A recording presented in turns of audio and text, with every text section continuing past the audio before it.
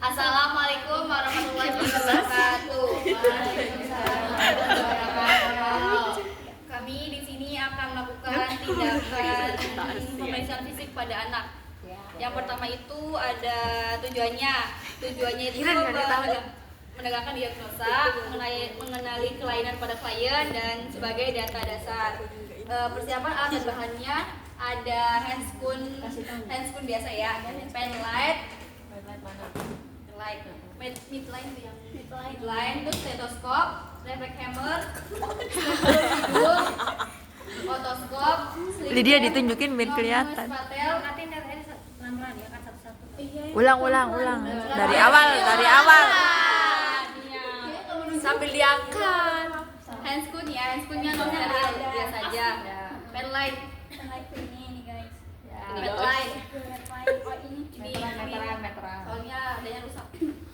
Stetoskop, reflex hammer, spekulum hidung. Ini saya. Oh yang di ini tuh ya. Terus otoskop buat kuping. Nah, iya buat ini. Sleep lamp.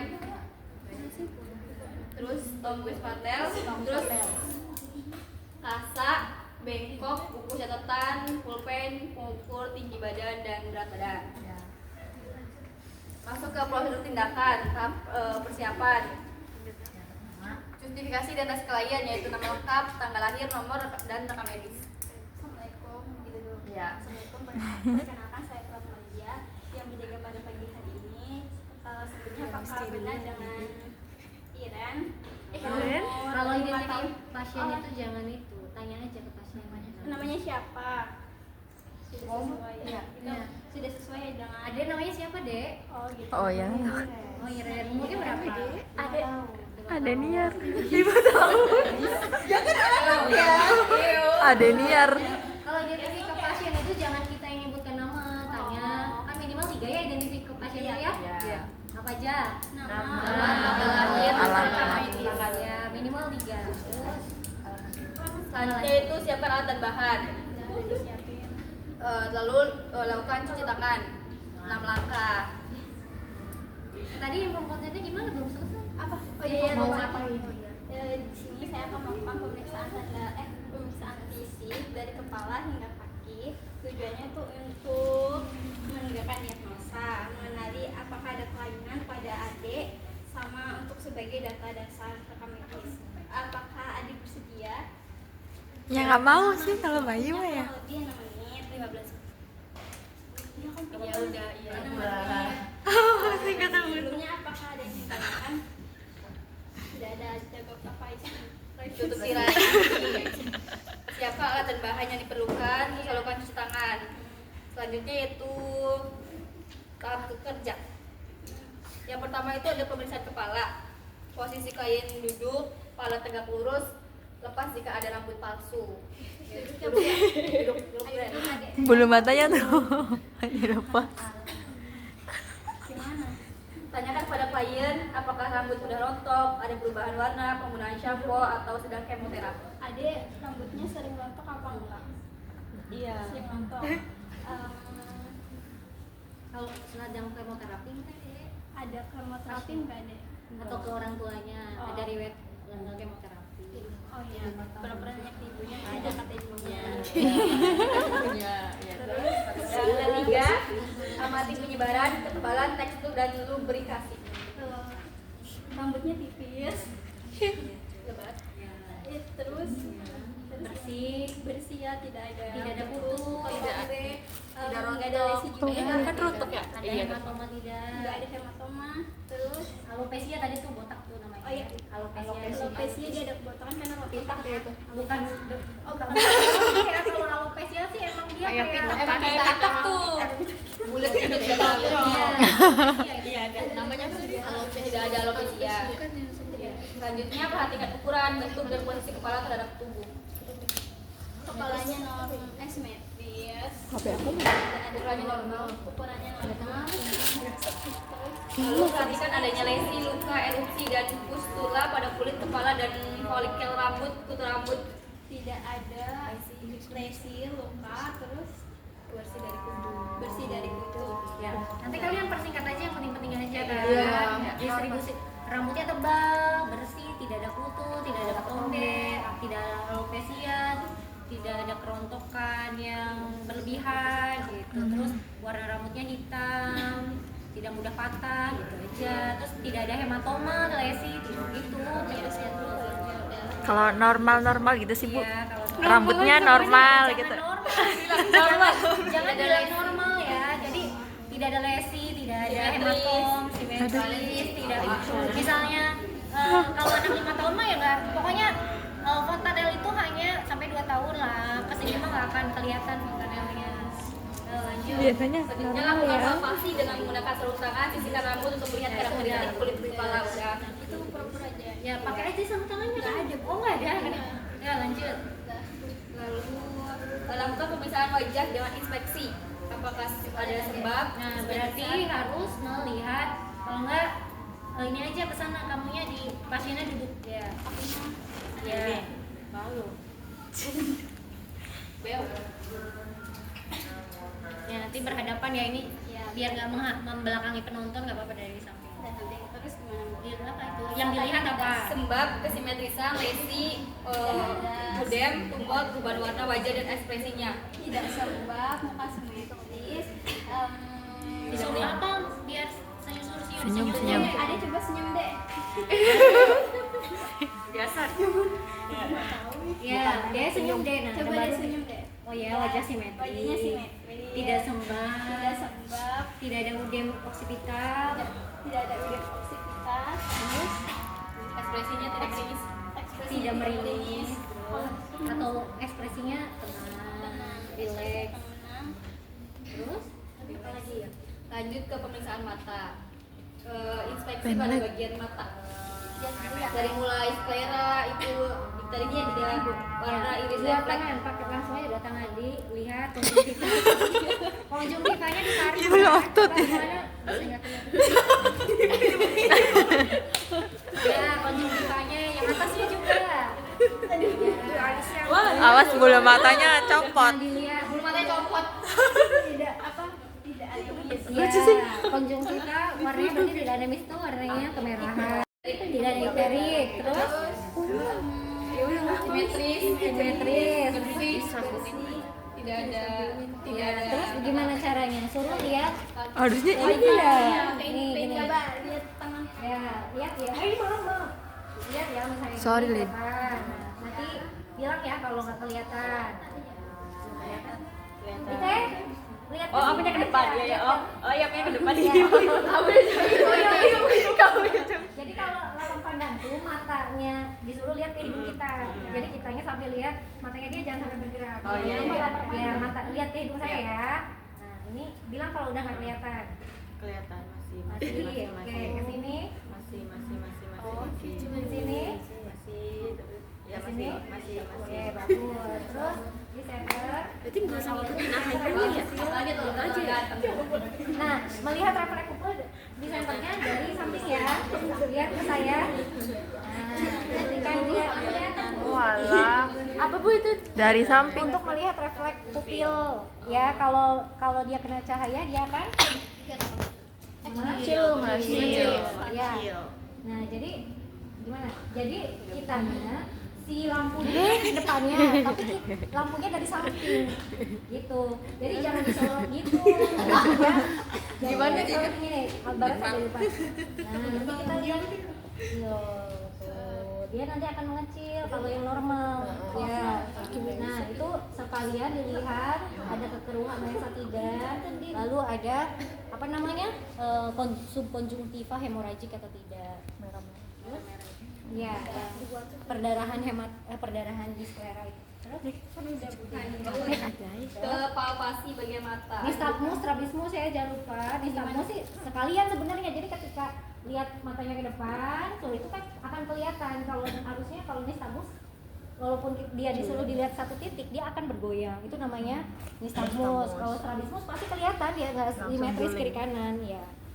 Jadi langsung gitu, itu mah langsung aja ketika pemeriksaan mata diinspeksi sekalian disebutkan, oke matanya simetris, tidak strabismus, tidak nistagmus, tidak terus di center kan, pterik tidak ada juga, lalu tidak ada subkonjungtiva hemoragik juga gitu. Jadi sekalian lalu langsung lapang pandang, udah selesai. Udah Bu, udah selesai nih Bu. Ya, terus palpasi Iya, boleh tutup matanya deh. Matanya deh. Nah di palpasi kamu pakai 2 tok kalian. Ini Nah, Apa-apa, nggak ada.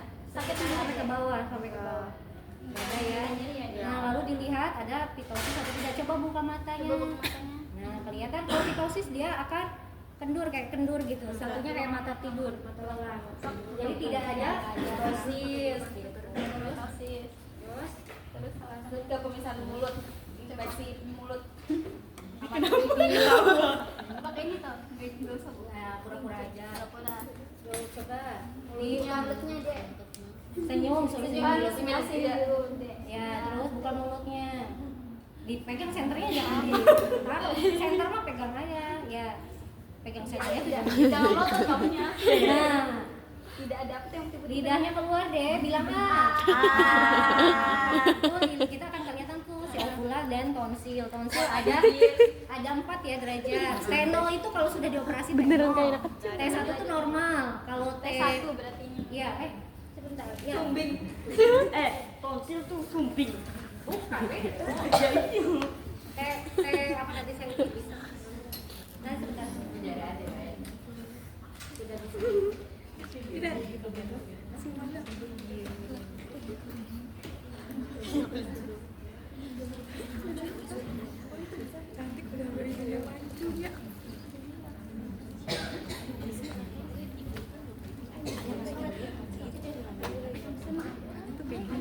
Samping yang di samping. Ada yang melendung banget. Tes dulu bibir atau bibirnya itu seperti bagaimana bibir, pulkus, lesi dan rasa. Nah, jadi ketika kan sebenarnya inspeksi tuh dilihat pertama inspeksi kan dilihat pertama kali ya. Jadi ketika diinspeksi tuh satu mukosa mulutnya dia kering tidak, jadi langsung aja mukosa mulut lembab, bibir lembab, tidak kering. Nah lalu dilihat kesimetrisan tadi disuruh senyum itu inspeksi. Lalu dilihat lagi ada palatum apa namanya? Palatoschisis, labioskisis atau tidak kan itu kelihatan ada labioskisis atau tidak, baru dibuka itu lihat palatum, nanti diraba kan, diraba pakai sarung tangan, lalu sambil disuruh yang tadi lidahnya keluar bilang gitu. Terus amati ukuran tonsil untuk motor yang lainnya dari T1 sampai T4. nah itu yang T1 T0 sampai T4. T0 tuh kalau udah dioperasi. Itu tuh gimana? Kalau nggak saya nggak bisa ini. Dulu kan aku nggak tahu T0 sampai T4. T0 itu dia sudah tidak ada si tonsilnya. Kalau T1 itu masih sedikit, jauh lah. Pokoknya T3, T4 tuh kalau sudah tonsil kiri kanan dia apa namanya nutup jalan nafas. Kalau T3 sudah hampir gitu. T2 lebih jauh lebih jauh. Jadi kalau T1 sih dia pembesaran tapi masih T1 tuh T1 normal ya. T2 itu sudah ada pembesaran tapi masih jauh gitu. Kalau T3 itu pembesaran udah dekat, T4 itu sudah nempel kiri kanan ya dia. Jadi yang normal itu T1, T0 itu dia sudah dioperasi, udah nggak ada. Ya. Lanjut ke palpasi. Palpasi apa? Palpasi gimana? Letakkan handuk bawah dagu, mengajukan kain membuka mulut, pegang pipi antara ibu jari dan jari telunjuk dari dalam. Itu ditaruh di mana? Penlightnya tuh taruh dulu deh. Palpasi mulut tuh di pipi kan Bu, di sini ya, pegang pipi secara sistematis dan perhatikan adanya spor atau pemekakan. Nah sebenarnya kalau wajah itu kita bisa lihat dari Aduin sih. kan ada dia biasanya nyari nih di sini ya. Terus minta klien menunjukkan biasanya pakai Nokia. yang tidak jalan kaki steril. Lalu pemeriksaan hidung. Hidung dilihat simetris atau tidak. Terus Ke pemeriksaan telinga. hidungnya apa lagi? Hidungnya lihat ya, jangan lupa. Ada sekret lagi. Ya, ada polip, ada sekret, lalu apa namanya? Lubang ada apa namanya? Septum hidungnya. Septum hidung tuh yang tengah ya.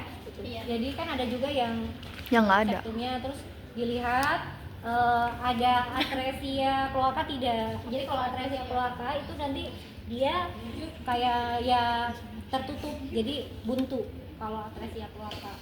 Terus bedanya septum, kartilago dan dinding-dinding. kartilago mah, oh ibu ini kartilago sih.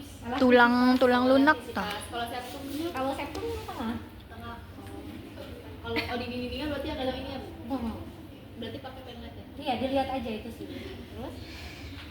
Terus rongga hidung serta selaput rongga hidung warnanya Ya. sekresi, bengkak atau pendarahan. Ya, biasanya kalau bengkak kelihatan akan dia kemerahan warnanya, lalu bisa juga akhirnya nanti menutup tuh si saluran hidungnya kalau bengkak. Terus Terus pemeriksaan telinga, pemeriksaan menghadapkan sini atau kepercayaan Kaget. amati telinga luar, amati pina tuh terhadap ukuran. Daun telinganya simetris, bentuk, warna, lesi dan massa. Terus pegang telinga dengan ibu jari dan telunjuk. Palpasi kartilago luar secara sistematis dari jaringan lunak dan keras.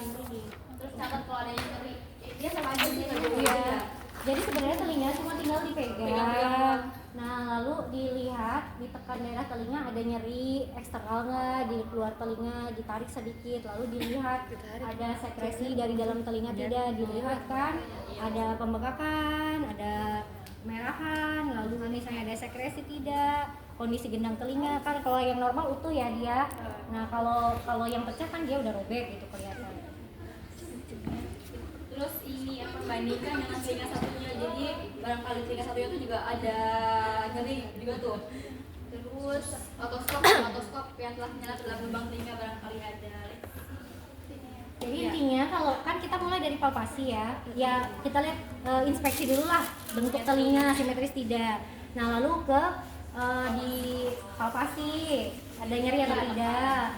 Lalu dilihat dalemannya, itu yang pertama adalah ada sekret keluar cairan tidak, bagaimana serumen, jangan lupa anak serumen itu kotoran telinganya di basah, kering atau misalnya menutup atau tidak. Lalu lihat tadi si gendang telinga, kalau pakai otoskop kan kelihatan ya dia misalnya warnanya harusnya putih mengkilat gitu, tidak robek, jadi utuh, gendang telinga utuh atau misalnya ada robek. Nah lalu di suara, sebenarnya ada suara dengar ya, pakai jam misalnya, kalau ada pakai arloji, pakai jam untuk mendengar terdetak atau iya boleh, iya boleh pakai garputala juga boleh gitu. Jadi ya lanjut lah, telinga mah sekitar itu aja. Terus Lanjut ke pemeriksaan leher dari inspeksi. ya dilihat Apakah ada benjolan, tidak ada benjolan, Iya. vena jugular dan arteri karotid. Apa itu? Biasanya apa tuh ini? jadi gini toh caranya. Jadi yang pertama kita lihat simetris ketiga, lalu biasanya kita lihat nih si vena jugularisnya dia muncul biasanya kan tidak ada peningkatannya, jadi tidak terlalu menonjol. Terus lanjut itu mah sama kayak dewasa. Minta klien menoleh ke kanan kiri sehingga telinga menyentuh bahu. Iya, Miring. kita menoleh. Fungsi ototnya. Terus sternomastoideus. Ya itu suruh aja pasiennya menoleh. Ya, terus Menelan ludah, perhatikan gerakan pada leher mendengar daerah pada tiroid. nah suruh Kliennya menelan ludah. berarti suruh menelan. Yang menelan itu untuk melihat sebenarnya pembesaran tiroid.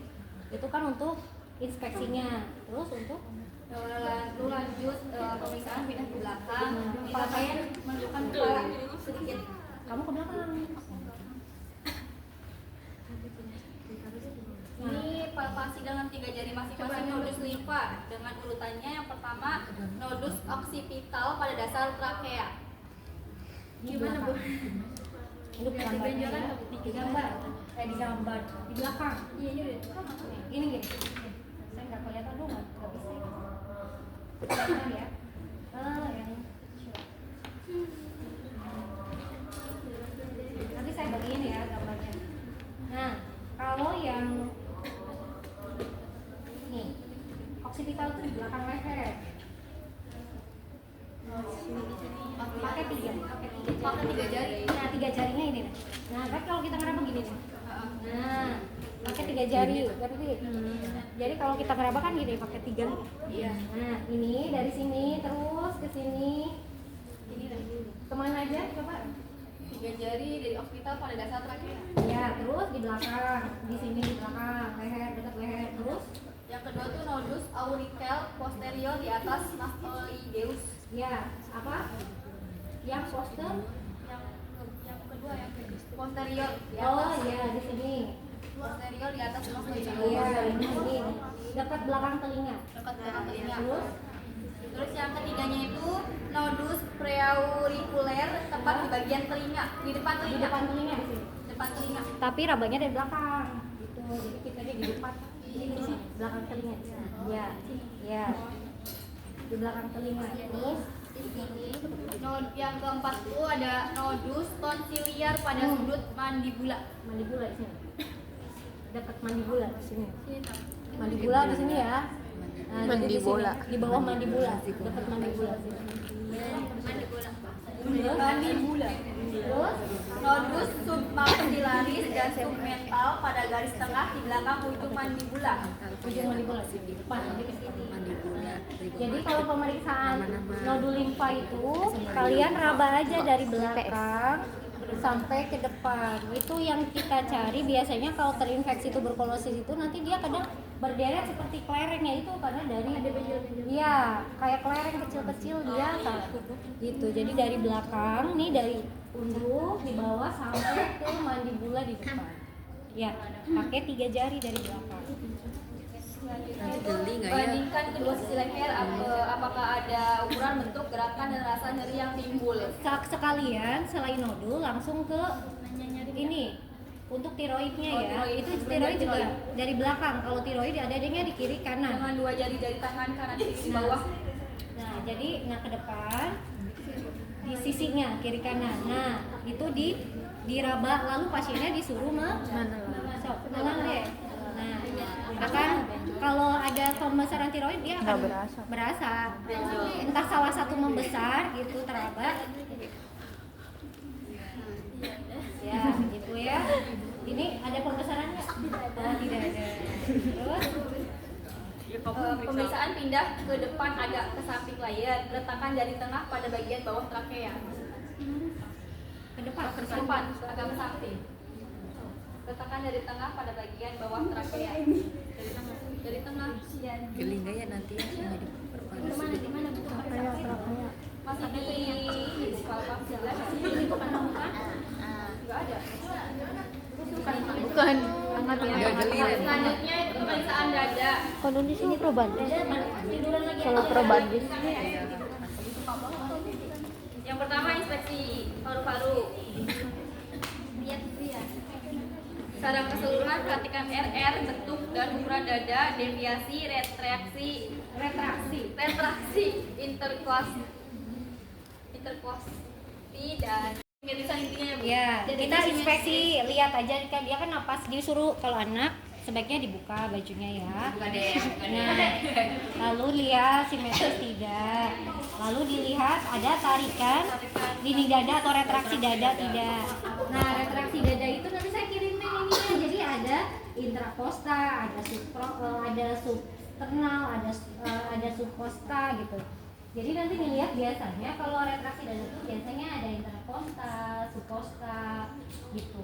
Jadi nanti harus dilihat ada retraksi di mana tuh letaknya, lalu derajatnya bukan derajatnya, dia ringan atau Baru yaitu palpasi gerakan diafragma. ini dipakainya dari awal ya. Dari awal. Iya dong. Aja. Iya, langsung dipakai dari awal ya. Kalau palpasi itu dipegang nggak sih? Nggak. Palpas, nggak usah. Ya, itunya aja dipegang maksudnya. Ini Iya, so. gerakan diafragma atau kesimetrisan ekspansi dengan meminta klien naik nafas dalam. Ini aja. Keluar dari belakang ini, Mas. Perhatikan dalam nyeri tekan dan tumor. Letakkan sisi ulnar tangan pemeriksa di dada klien. Dari yang ICS 2 sekitaran sini, nanti ke ICS 2. sini. Ya, lalu ke bawah. Dari ICS 2 kanan kiri terus ke bawah ya. Oh iya. 1 2 kayak kanan kiri bawah. Itu nanti bakal ada suara apa? Jadi itu kiri suara sebenarnya kan akan harus dilihat kan paru-paru ada dua ya kiri kanan. Nah itu harus didengarkan semua sebenarnya ya, boleh dari tengah bawahnya gitu. Jadi dilihat, bukan dilihat, didengar adakah suara napas tambahan di kedua paru-paru. Terus disuruh sambil napas dalam ya, jadi dia napas dalam, terus kalian dengarkan aja mulai dari atas sampai ke bawah, kiri kanan ya diceknya. Terus tangan kita diletakkan di dada klien dan meminta klien mengatakan 7. Coba ngomong 7 aja. 7 on dan dengan kita. Enggak, bukan suara ininya ke rata atau tidak. Apa suara 7 apa getarannya untuk merasakan getar. Ini rata 7. Pitu. Satu-satu. Oh, satu-satu. Enggak, maksudnya tuh kamu tangannya satu-satu aja. Aku tangannya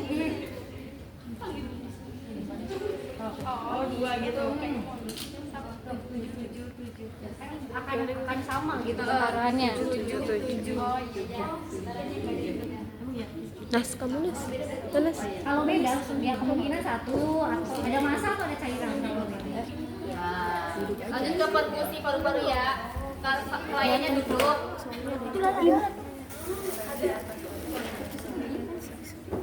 Lakukan perkusi mulai dari fosa, clavicular kanan, kemudian lanjutkan ke dada kiri, selanjutnya perkusi pada subra, scapula, dada belakang, dan lanjutkan ke bagian kiri.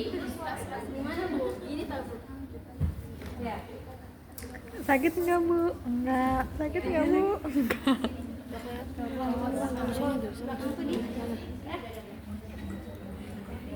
Sakit nggak?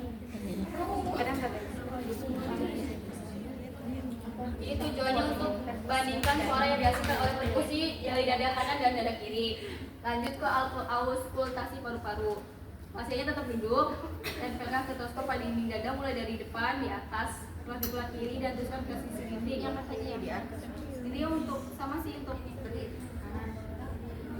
Ya, terus dari ini apa?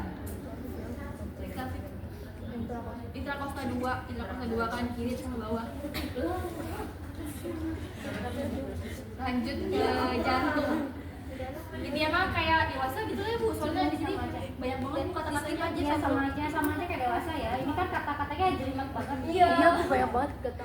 Iya, terus jantung sama. Dengan suara jantungnya ya. Nah tadi dari kalau anak itu ada cari barangkali ada suara murmur. Ya, terus lanjut abdomen aja Bu. boleh sama aja sih ya. Abdomen biasa IPPA aja. Iya. Kembung. Dipalasi, dilihat dulu. Tidak ada lesi. Tidak ada lesi. Simetris, bersih. Tidak ada apa namanya? Kasih tes enggak? Saya itu Pak gimana gitu? Hah? Kasih tes. Tes apa? Asites itu tahu asites? Iya, edema di perut atau di rongga perut. Jadi dia membesar, tapi asites. Bagaimana membedakan ya asites sama karena buncit? Buncit karena lemak. Iya, bagaimana? Diapain? Disubit. Tekan aja. Kalau namanya udem kan termasuknya asites tuh udem cairan. Itu ada piting udemanya. Ya sama kayak kalau di kaki. Jadi kalau ditekan ya dia lama kembalinya. Ada piting udemanya. Kalau dia asites. Gitu. Terus tidak ada edema atau tidak ada asites. Nggak apa-apa, sok aja. Terus inspeksi abdomen itu untuk melihat juga gerakan pernapasan normal. Lihat dari perut. Lanjut ke auskultasi. Ya, auskultasi sama kayak dewasa. Auskultasi. Itu jangan dilepas-lepas. Dengarkan bising usus selama 5 menit bila mungkin ya, bila mungkin. Bising usus didengarkan untuk melihat apakah ada gerakan peristaltik atau tidak. Di sini ya Bu ya. Iya. Di bawah agak ada di tengah ya, kalau ya selapang ini aja kedengarannya gimana? Pokoknya di abdomen itu di apa? Takutnya ada bagian epigastrik dan pada tiap kuadran abdomen. Iya, jadi pada semua kuadran ada 4 kuadran ya, jadi Iya. dicek aja 1, 2, 3, 4. Lanjut ke perkusi batas hati. Pada garis ventrikular kanan setinggi umbilikus.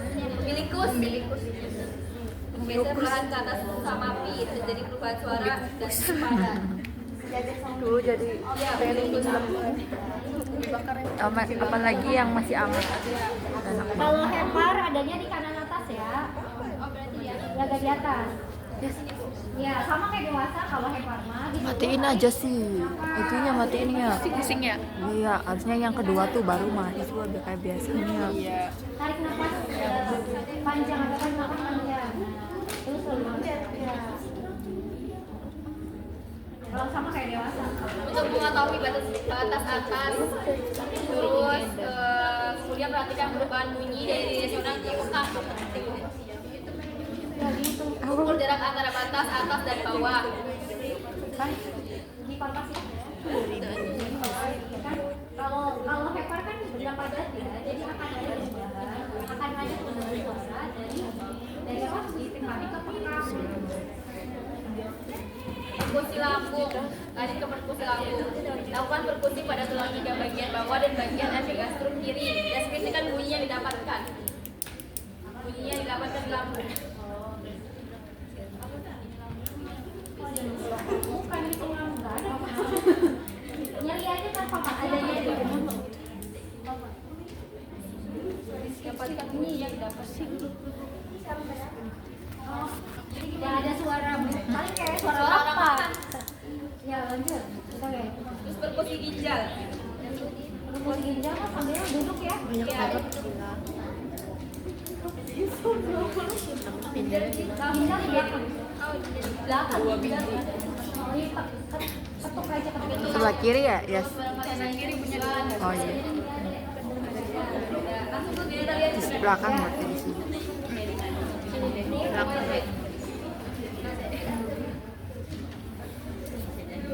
Adek Niar. Tadi yang di perut. langsung ke pemeriksaan genitalia. Terakhir tuh apa enggak? Biasanya kan. Ini kalau pasiennya laki-laki genitalia dulu. Betul ya Bu, ke pemeriksaan genitalia dulu Bu. Ya kalau dari SOP yang kita lihat. Kalau laki-laki itu posisinya tidur terlentang, amati rambut pubis.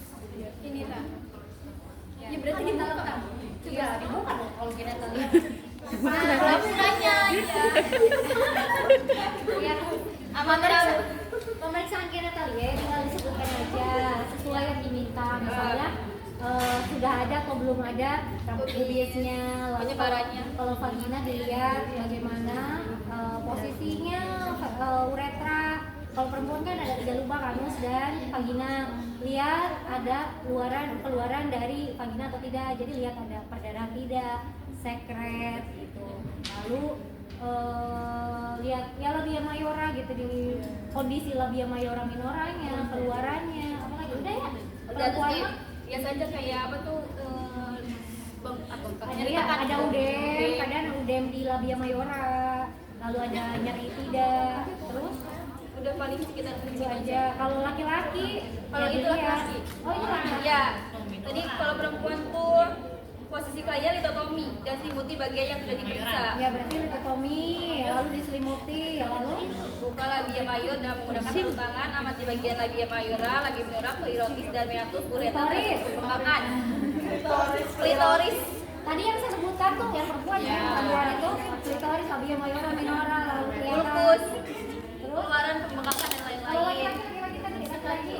Laki-laki itu Kalau laki-laki ya dilihat nodula, skrotumnya, Jangan testisnya, dilepas. lalu penis dan penisnya dilihat. Ada kadang kalau yang nggak disunat suka ada Ya, apa dari namanya dan pegang. di perfusiumnya tuh dia misalnya kemerahan karena infeksi sering, makanya harus disunat tuh karena sering jadi tempat bersarangnya kuman perfusiumnya itu bakteri, jadi makanya disuruh disunat.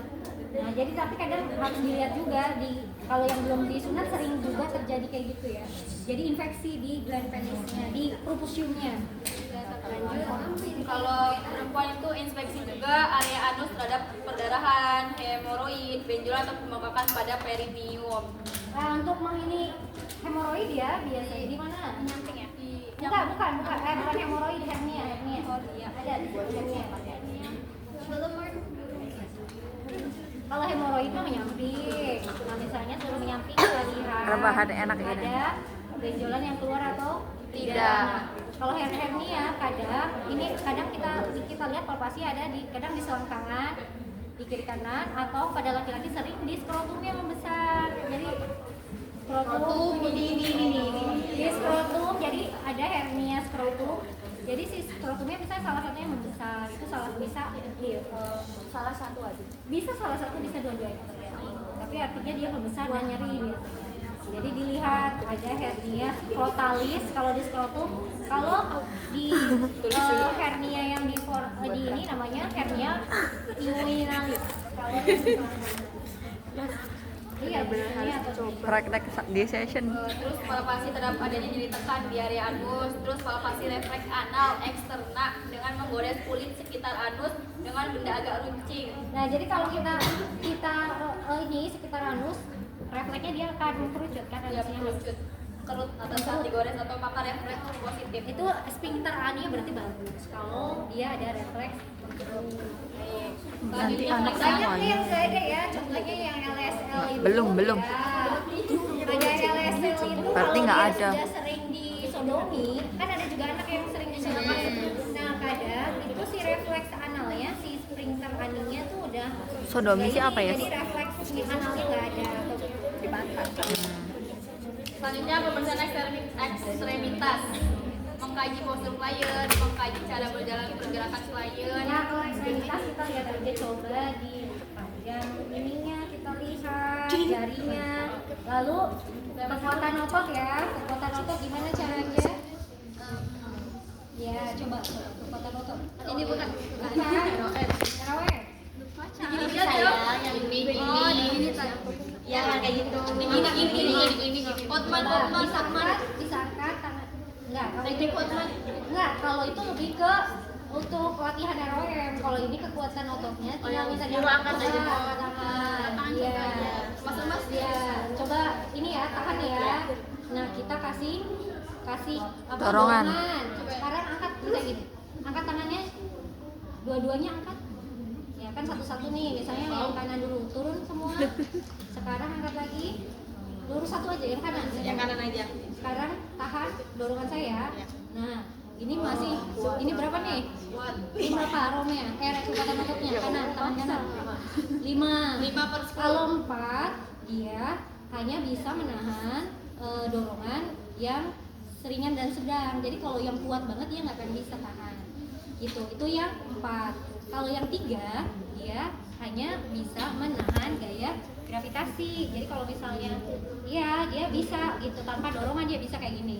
Nah yang 2 itu dia tidak hanya bisa bergerak, maksudnya bisa bergerak tapi nggak bisa nahan gitu. Kalau yang berapa tadi 2 ya? Kalau 1 tuh hanya ada gerakan-gerakan otot. Kalau 0 tidak ada refleks kamu. Ya, jadi kekuatan otot ya wajib ya, kekuatan otot setiap kita melakukan asuhan keperawatan pengkajian ekstremitas harus menilai kekuatan otot. Jadi dia kalau kekuatan otot kita salah satu karena pemeriksaannya kan tangan kanan, tangan kiri, kaki kanan, kaki kiri. Jadi satu-satu cara gitu kalau misalnya coba angkat tangannya. Nah, sekarang tahan ya sekuat mungkin. Kalau udah kayak gini pasti bagus. Dia pasti 5 kekuatan otot. Baik, yang terakhir masuk ke tahap terminasi, lakukan cuci tangan 6 langkah. Dilakukan evaluasi terhadap klien tentang kegiatan yang telah dilakukan. Terima kasih adik. Kita sudah melakukan pemeriksaan fisik dan hasilnya normal. Terima kasih atas waktunya dan telah mengikuti proses dengan baik. Yang terakhir yaitu dokumentasi. Catatan tindakan yang telah dilakukan, catatan seperti klien, sampaikan hasil pemeriksaan pada klien, lakukan kontrak untuk tindakan selanjutnya. Terima kasih. Sudah selesai. Ya. Ada yang mau tanya? Udah ya, ini kan pencetnya. Iya.